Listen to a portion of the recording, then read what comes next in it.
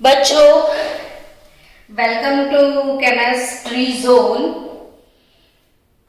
Surface chemistry आपका स्वागत करने के लिए तैयार है। कल का टॉपिक था नेचर ऑफ सॉलिड कैटालिस्ट, जिसमें आप लोगों को मैंने सिखाया था activity, selectivity and shape selective catalysis by zeolite. Today we are going to learn about enzyme catalysis.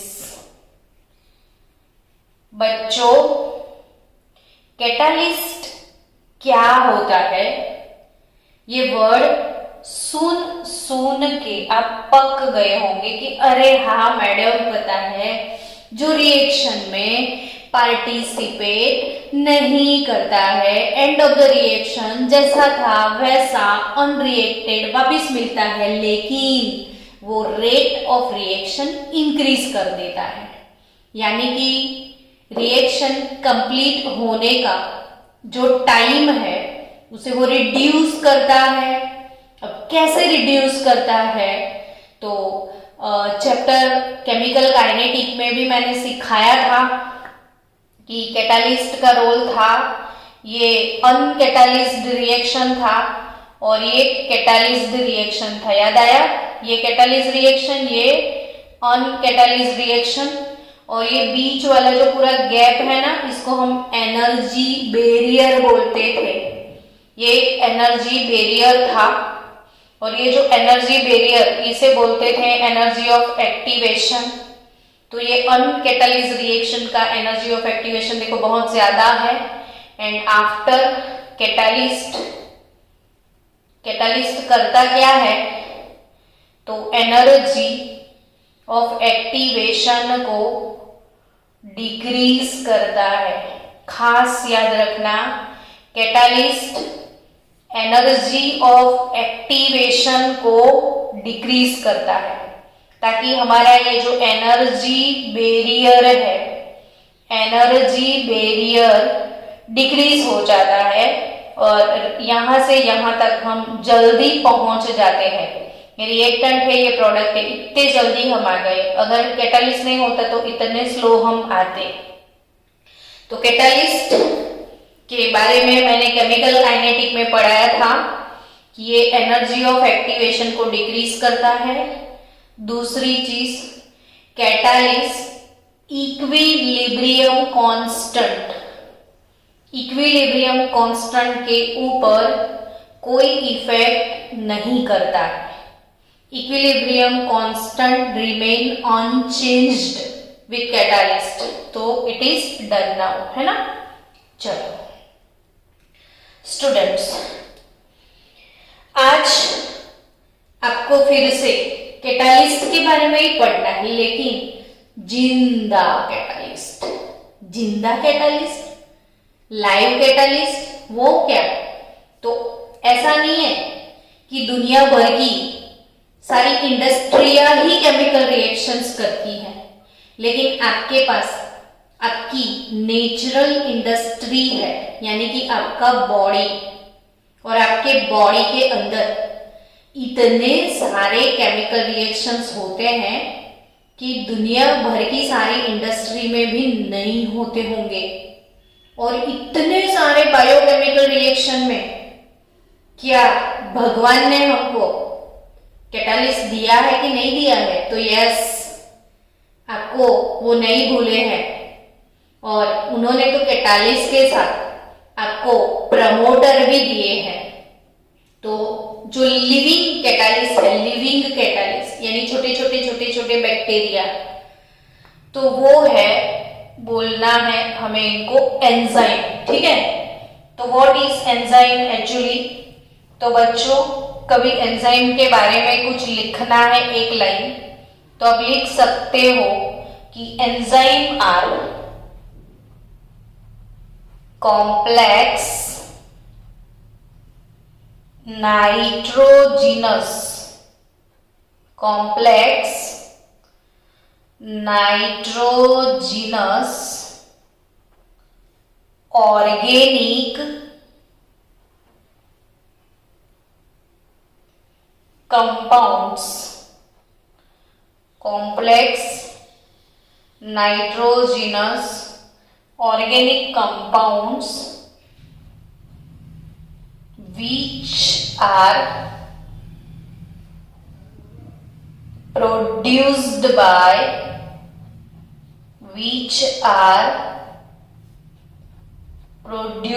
by living plants and animals। चलो, ये तो एंजाइम यानी लिविंग कैटालिस्ट हम बोल देते थे, लेकिन अच्छे से कभी स्पेसिफाई करना है कि yes what is the perfect word, perfect definition, तो वो भी आपको पता होनी चाहिए। तो आप फिर से ध्यान दो कि एंजाइम आर कॉम्प्लेक्स नाइट्रोजिनस यानी नाइट्रोजन के कंपाउंड है, ये प्रोटीन से बने होंगे। एंजाइम प्रोटीन से बनते हैं और प्रोटीन एमिनो एसिड से बनते हैं, और एमिनो शब्द में नाइट्रोजन है ही है ना। तो enzyme are complex nitrogenous organic compounds which are produced by living plants and animals। Done. चलो, ये perfect word for catalyst. Next perfect word for catalyst, तो they are actually protein molecule. They are actually protein, मैंने अभी अभी बताया आपको कि ये प्रोटीन से बने होते हैं। तो एंजाइम आर प्रोटीन मॉलिक्यूल्स। क्या है बच्चों एंजाइम? Protein molecules. और प्रोटीन के मॉलिक्यूल बायोमॉलिक्यूल चैप्टर में आपने पढ़ा था ना कि ये जो प्रोटीन होते हैं वो होते क्या है, तो इट्स अ बायोपोलीमर। प्रोटीन खुद क्या है बच्चों? पोलीमर है। और पोलीमर है तो उसका मोनोमर यूनिट कौन था? Amino acid. तो बहुत सारे एमिनो एसिड को पेप्टाइड बॉन्ड से, पेप्टाइड बॉन्ड यानी CONH बॉन्ड, और ये पेप्टाइड बॉन्ड से हमने एमिनो एसिड से डाइपेप्टाइड बनाए थे, ट्राइपेप्टाइड बनाए थे, ऐसे पॉलीपेप्टाइड बनते हैं। एमिनो एसिड से पॉलीपेप्टाइड, एमिनो एसिड की लंबी लंबी लंबी लंबी चेन यानी पॉलीपेप्टाइड, और वो पॉलीपेप्टाइड सारे कनेक्ट होते हैं तो एक मैक्रोमोलेक्यूल बनता है। मैक्रोमोलेक्यूल यानी एक बहुत बड़ा पॉलीमर हैविंग हाई मोलेक्युलर मास, और जिसे हमने बोलना है प्रोटीन, यानी जिसका मोलर मास 10,000 से भी ज्यादा है, वो है प्रोटीन। तो they are actually protein molecules of high molecular mass. Feel करो टॉपिक को, रट्टा मत मारो, समझो। जितना आप समझोगे, जितना फीलिंग आपको आएगा, उतना ही पढ़ने में मजा आएगा। अब ये थियरी वाले पोर्शन बच्चे बोर हो जाए, इसलिए मैं हर एक टॉपिक को यहाँ पे मेंशन करती हूँ ताकि एक दो बार वीडियो देखे, बैठे बैठे आप समझ जाए चीजों को, फिर आसानी से आप लिख पाए। They are actually protein molecule. क्या है enzyme? Complex nitrogenous organic compound which are produced by living plants and animal. Then after they are actually protein molecule of high molecular mass, and protein अगर छोटे छोटे टुकड़ों में divide हो जाएगा तो उनका जो सॉल्यूशन है वो कोलॉइडल सॉल्यूशन बनता है and form colloidal solution in water.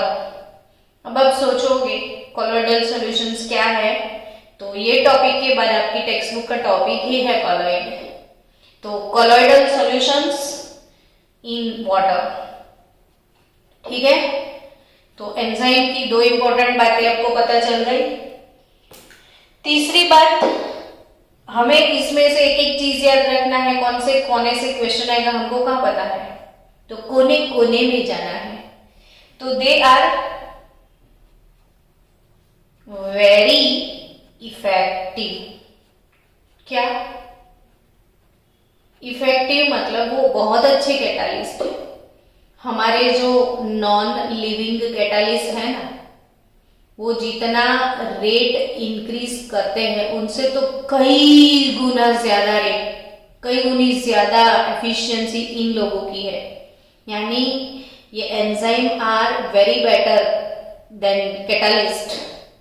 सो इसलिए मैंने ये वर्ड लिखा कि they are very effective catalyst. And catalyst numerous reaction and specially those connected with natural processes। तो जितने नेचुरल प्रोसेसेस है उनको बहुत अच्छे से अब तक मैनेज किया है, तो वो है एंजाइम। और एनिमल और प्लांट के बॉडी के अंदर जितने भी बायोकेमिकल रिएक्शंस हैं वो सारे बायोकेमिकल रिएक्शन इनकी वजह से होते हैं, इसलिए इनको बायोकेमिकल कैटालिस्ट भी हम बोलेंगे। तो they are very effective, they are called biochemical catalyst. और many type of enzymes, many enzymes have been obtained in pure crystalline state from living cells। यानी ये अगेन एक इंपॉर्टेंट लाइन है जो आपको याद रखनी है कि many enzymes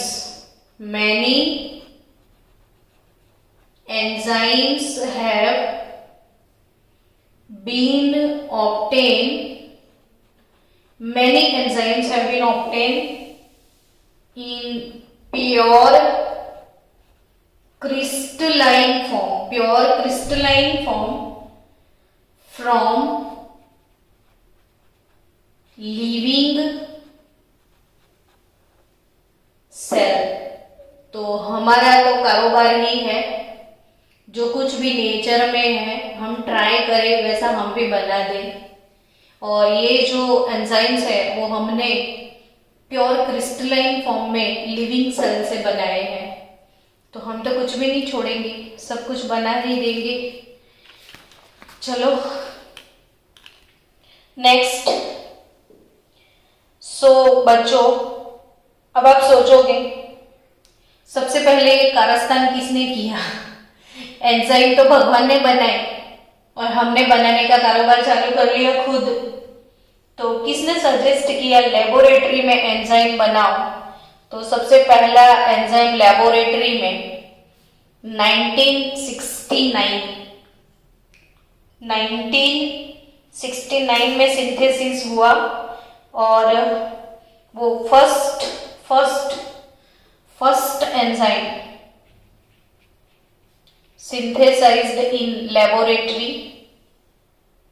फर्स्ट एंजाइम सबसे पहले लेबोरेटरी में 1969 में प्रिपेयर किया गया था। चलो बच्चों, अब हमें एक्सरसाइज वाला काम करना है। एकदम कंप्लीट एक्सरसाइज शुरू की जाए, क्योंकि इसमें कोई एक्सप्लेनेशन नहीं है, सिर्फ आपको याद रखना है एमसीक्यू पोर्शन के लिए। तो हमारे बेस्ट एमसीक्यू एवर बजर बज चुका है बच्चों। बी रेडी फॉर याद रखने के लिए, तो बी रेडी। चलो कैट सेट गो, स्टार्ट हो जाओ। याद रखने का कारोबार मन में मेमोराइज कर लेना। सबसे पहला मतलब ऐसे कौन कौन से थोड़े बहुत बायोकेमिकल रिएक्शंस है जो एज एन एग्जाम्पल आपको टेक्स्ट बुक में दिए हैं। अब वो एग्जाम्पल आपको एक्सप्लेन करने के लिए है कि ये वाले रिएक्शन में ये एंजाइम यूज होता है, ये वाले रिएक्शन में ये एंजाइम यूज होता है, लेकिन ये एंजाइम फिर आपको एग्जाम में आते हैं एमसीक्यू के फॉर्म में। तो क्यों ना हमारे एमसीक्यू हमारे बैठे बैठे यहाँ पे प्रिपेयर हो जाए। चलो, सबसे पहली बात है inversion. Inversion of cane sugar. ये तो आपके लिए बहुत ही आसान है क्योंकि बहुत बार पढ़ चुके हो। अल्कोहल, फिनॉल और ईथर वाले चैप्टर में मैंने एक चीज आपको याद करवाई थी। मैंने आपको ऐसा याद करवाया था कि आप ये याद रखो, सुईजा। मैंने क्या किया था, बोला था सुईजा। सुईजा, सो मत ज्यादा, सुईजा मतलब सो। तो सुईजा दैट इज सु फॉर सुक्रोज। याद रखना, सु for sucrose. E means invertase. तो सुक्रोज के ऊपर आप इनवर्टेज देखो। इनवर्टेज प्रोसेस का नाम है इन्वर्जन, और जो प्रोसेस का नाम है उसके हिसाब से कैटालिस्ट के नेमिंग करने का एक मेथड है। हाइड्रोलिसिस का प्रोसेस है तो हाइड्रोलेज, ऑक्सीडेशन का प्रोसेस है तो ऑक्सीडेज, रिडक्शन का प्रोसेस है तो कैटालिस्ट रिडक्टेज, है ना। तो वैसा ही इन्वर्जन का प्रोसेस है तो कैटालिस्ट का नाम है इन्वर्टेज। तो सुक्रोज के ऊपर इन्वर्टेज एंजाइम काम करता था तो मिलता था ग्लूकोज प्लस फ्रुक्टोज, है ना, याद आया आपको। और ग्लूकोज के ऊपर जाइमेज, तो जाइमेज एंजाइम तो सुईजा, सुक्रोज इन्वर्टेज जाइमेज। तो ग्लूकोज के ऊपर जाइमेज तो मिलेगा इथेनॉल प्लस वाटर, और यहाँ पे 95% इथेनॉल के साथ 5% वाटर होता है। और 95% इथेनॉल के साथ 5% वाटर ऐसे मिक्स होता है कि ये दो कंपोनेंट अलग अलग है, ऐसा पता ही नहीं चलता है। दोनों कंपोनेंट मिलके behave like a single component. So ऐसे मिक्सचर को हमें बोलना है एजियोट्रॉपिक मिक्सचर। तो एजियोट्रॉपिक मिक्सचर मिलता है इथेनॉल एंड वाटर का।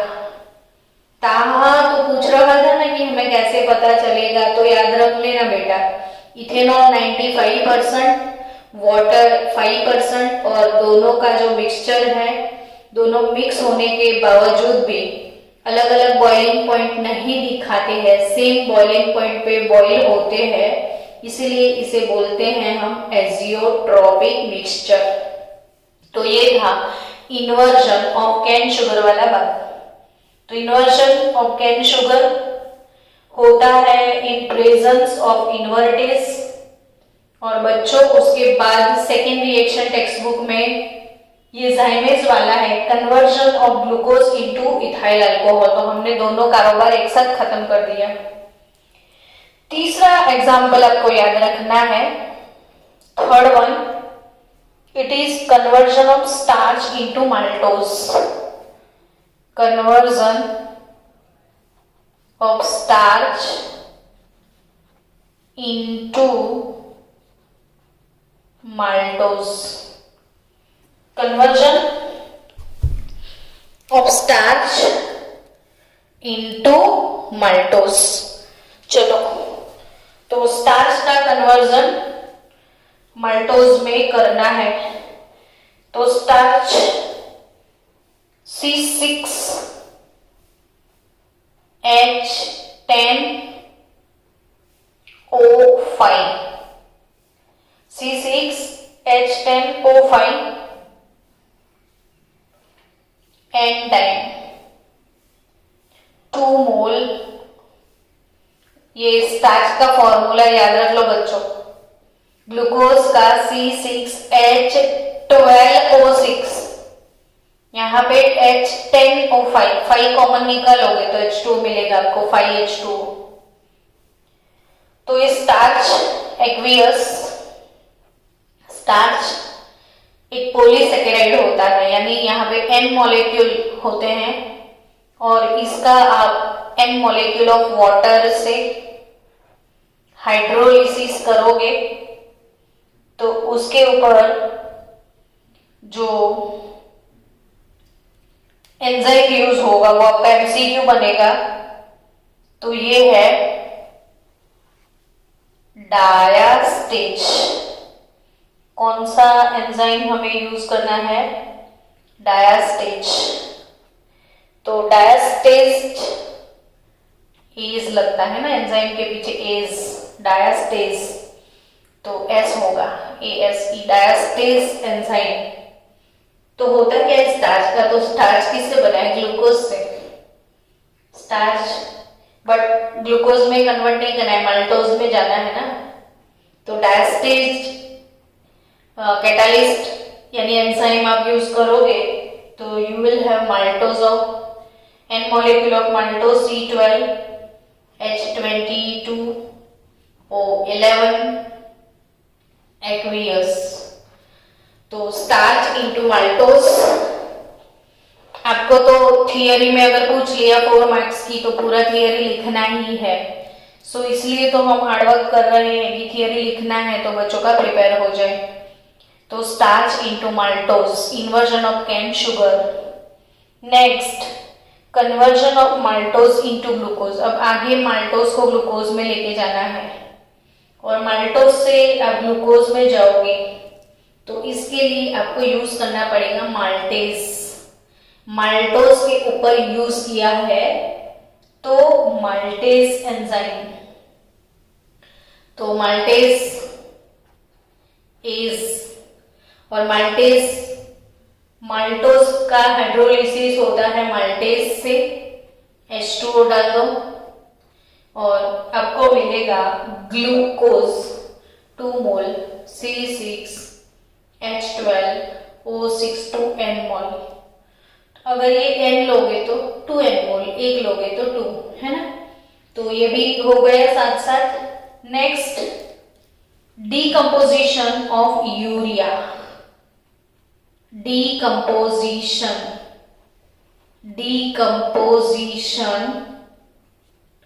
of urea. तो डिकम्पोजिशन ऑफ यूरिया कल 3-4 स्टूडेंट 12 के पढ़ने आए थे, मैं कुछ पढ़ा रही थी। मैंने बोला यूरिया का फॉर्मूला तो पता ही होगा ना आपको, तो उनको नहीं पता था। तो ये तो कितनी कॉमन सी बात है कि हमें यूरिया का फॉर्मूला नहीं पता, हम 12th में हैं। तो बच्चों अगर आपको भी नहीं पता है तो आज सीख लो NH2CONH2 और ये यूरिया जो है NH2C double bond O, NH2 से मैंने एक H निकाल दिया, NH2 से मैंने एक H निकाल दिया, तो इसको एज अ Z हमने लिया था, याद करो। Nucleophilic addition reaction of aldehyde and ketone और वो एमाइन एंड इट्स डेरिवेटिव वाला टॉपिक था, उसमें हमने इसको लिया था as a semicarbazide. Semicarbazide ये Z था, फिर उसके बाजू में हमने फिर से NH2 लगा दिया था। तो यूरिया NH2CONH2 एक H निकाल के NH2 से कनेक्ट करो तो सेमी कार्बेजाइड, और इसमें से आपको बाद में मिला था सेमी कार्बेजोन। तो यूरिया ना पता है तो नहीं चलेगा बच्चों। यूरिया NH2CONH2 इसका डीकंपोजिशन होता है, यानी हाइड्रोलिसिस ही होगा, डीकंपोजिशन भले लिखा है तो किस में होगा? तो अमोनिया में। Ammonia gas plus CO2 gas, ammonia gas plus CO2 gas और हमारा तो मेन फोकस एंजाइम पे है, तो वो एंजाइम है यूरेस, यूरिया के ऊपर काम करेगा, यूरिया के ऊपर काम करेगा, तो ये हो जाएगा यूरेस। आपको एमसीक्यू आएंगे हम, इसीलिए मैं इतना फोकस कर रही हूँ। फिर से ध्यान से देखो, एक बार रिवाइज कर लेते हैं कि सुक्रोज का इन्वर्जन, तो इन्वर्टेस एंजाइम, सुक्रोज का इन्वर्जन तो कौन सा एंजाइम, इन्वर्टेस, सुईजा। फिर ग्लूकोज तो जाइमेस, ग्लूकोज तो जाइमेस। तो सुक्रोज का इन्वर्टेस की प्रेजेंस में ग्लूकोज फ्रुक्टोज मिलता है, ग्लूकोज का जाइमेस की प्रेजेंस में इथेनॉल वाटर मिलता है। ठीक है, नेक्स्ट स्टार्च से अगर माल्टोज में जाना है, स्टार्च टू माल्टोज, तो हमारे पास एंजाइम है स्टार्च डायस्टेच। बोल देना दिन भर, स्टार्च डाइजेस्ट हो गया, मेरा स्टार्च मुझे डाइजेस्ट हो गया, तो आपको याद हो जाएगा कि स्टार्च डाइस्टेच। माल्टोज, स्टार्च डाइजेस्ट हो जाएगा आपको, तो आपको मिलेगा माल्टोज, और माल्टोज में आप डालोगे माल्टेस, तो आपको खाने को मिलेगा ग्लूकोज। ठीक है, next decomposition of urea. Urea का डीकंपोजिशन होता है यूरेस से। यूरिया का डीकंपोजिशन कौन करता है, यूरेस। ये क्वेश्चन 2 और 3 टाइम्स मैंने बोर्ड में देखा है कि यूरिया का डीकंपोजिशन होता है बच्चों। तो आपको ये भी याद रखना है कि अमोनिया और कार्बन डाइऑक्साइड प्रोड्यूस होगा। चलो आगे और भी बातें हैं। नेक्स्ट हमारे लिए इंपॉर्टेंट बात है इन स्टमक। आपके पास है स्टमक, मेरे पास तो है, मेरे पास तो है, आपका पता नहीं। तो इन स्टमक द पेप्सिन, यानी हमारा hero comes. Pepsin pepsin pepsin हमारा कौन सा एंजाइम है, मेरे स्टमक में तो पेप्सिन है। क्या आपके स्टमक में पेप्सिन है? वो वाला एड याद आता है कि मेरी टूथपेस्ट में नमक है, क्या आपके टूथपेस्ट में नमक है? वैसे ही इन माय स्टमक मेरे पास पेप्सिन है, क्या आपके पास पेप्सिन है? तो in stomach pepsin enzyme, pepsin करेगा क्या आपके स्टमक में? तो भाई मेरा पेप्सिन मेरा प्रोटीन, मेरा पेप्सिन मेरा प्रोटीन, और मेरा प्रोटीन इनटू मेरा पेप्टाइड। सारे वर्ड्स पीपी वाले हैं। प्रज्ञा मैडम का पेप्टाइड, मैंने बोला ना मेरा स्टमक, तभी प्रज्ञा मैम का पी, पेप्सिन का पी, प्रोटीन का पी, और प्रोटीन से मिला पेप्टाइड का भी पी। डन। तो in stomach the pepsin enzyme converts protein into peptides. ठीक है, सो बट ये स्टमक की बात हो गई। एंड इन इंटेस्टाइन, तो इंटेस्टाइन में क्या होने वाला है? तो इन intestine the pancreatic trypsin, pancreatic trypsin, तो पैनक्रियाटिक जूस जो भी है, और वो पैनक्रियाटिक जूस ट्रिप्सिन, कौन सा एंजाइम? पैनक्रियाटिक, तो ये है हमारा एंजाइम ट्रिप्सिन। तो ट्रिप्सिन क्या करेगा? तो converts protein into amino acid. Trypsin क्या करेगा? तो हमारा प्रोटीन, हमारा पेप्टाइड नहीं, इंटेस्टाइन में तो हमारा प्रोटीन बेचारा टूट फूट के टुकड़े टुकड़े हो जाएगा, और प्रोटीन के टुकड़े टुकड़े करके मिलेगा क्या? तो प्रोटीन से टुकड़े हो गए, तो आपको मिलेगा अमीनो एसिड, है ना।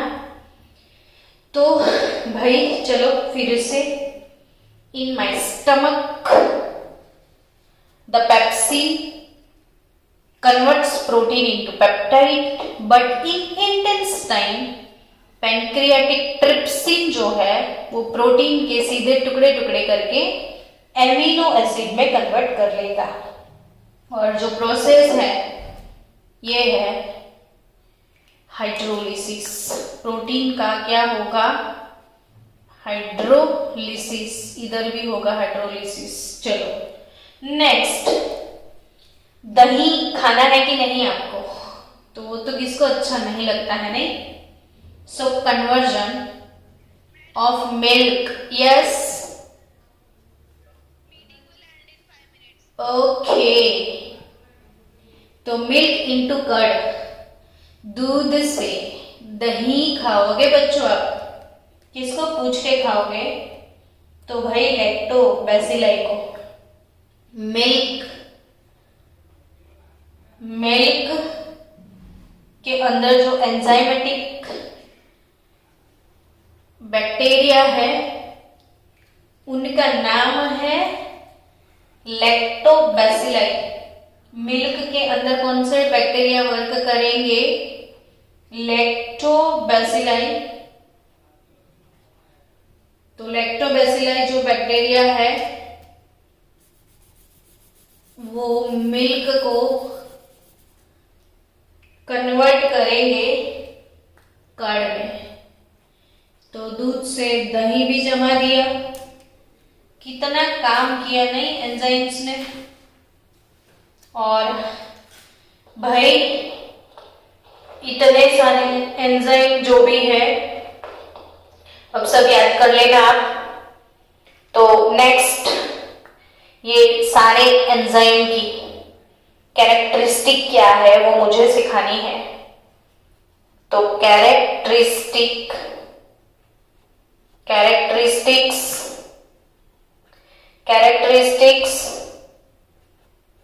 Of enzyme catalysis. Characteristic of enzyme catalysis और उसके बाद मैकेनिज्म ऑफ एंजाइम कैटालिसिस पढ़ना है। स्टूडेंट्स क्या ऐसा करें, ये टॉपिक को हम इवनिंग सेशन में कवर कर ले।